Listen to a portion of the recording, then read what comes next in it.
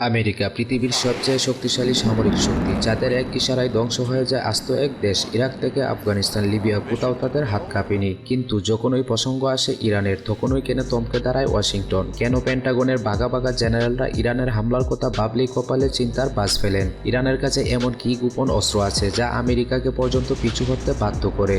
আজকের ভিডিওতে আমরা উন্মোচন করব সেই ভয়ঙ্কর কারণ। প্রথমত, মধ্যপ্রাচ্যের সবচেয়ে বড় মিসাইল ভান্ডার। ইরানের কাছে আছে ফাত্তার মতো হাইপারসোনিক মিসাইল, যা শব্দের চেয়ে 15 গুণ দ্রুত ছুটে চলে।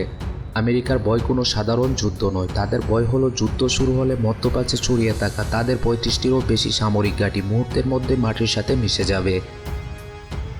ইরানের ব্যালিস্টিক মিসাইলগুলো মাত্র কয়েক মিনিটে ইসরায়েল বা মার্কিন ঘাঁটিতে আঘাত হানতে সক্ষম। এমনকি বিশ্বের সবচেয়ে আধুনিক এয়ার ডিফেন্স সিস্টেমও একসাথে হাজার হাজার মিসাইল ও ড্রোন হামলা ঠেকাতে হিমশিম খাবে।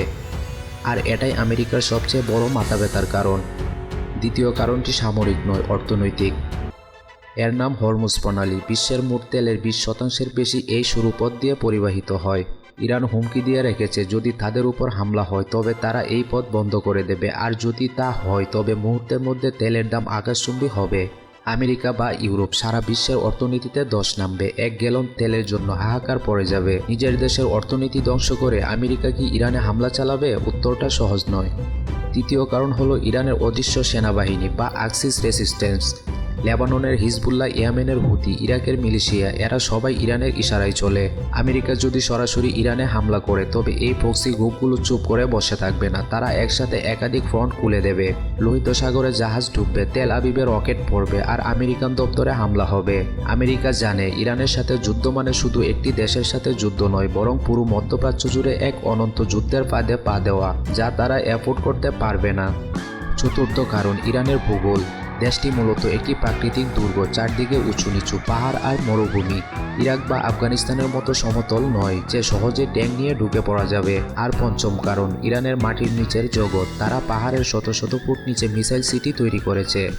আমেরিকার বাংকার বাস্টার বোমাও সেখানে পৌঁছাতে ব্যর্থ হতে পারে। অর্থাৎ হামলা করলে ইরানের মূল শক্তি ধ্বংস করা প্রায় অসম্ভব। আমেরিকা দুর্বল নয়, কিন্তু তারা বোকা নয়। তারা জানে ইরানের সাথে যুদ্ধ মানে মৌচাকে ডিল মারা।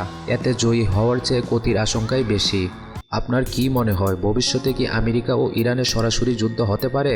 কমেন্ট করে জানান। ভিডিওটি ভালো লাগলে লাইক দিন এবং সাবস্ক্রাইব করে আমাদের সঙ্গেই থাকুন। দেখা হবে পরের ভিডিওতে।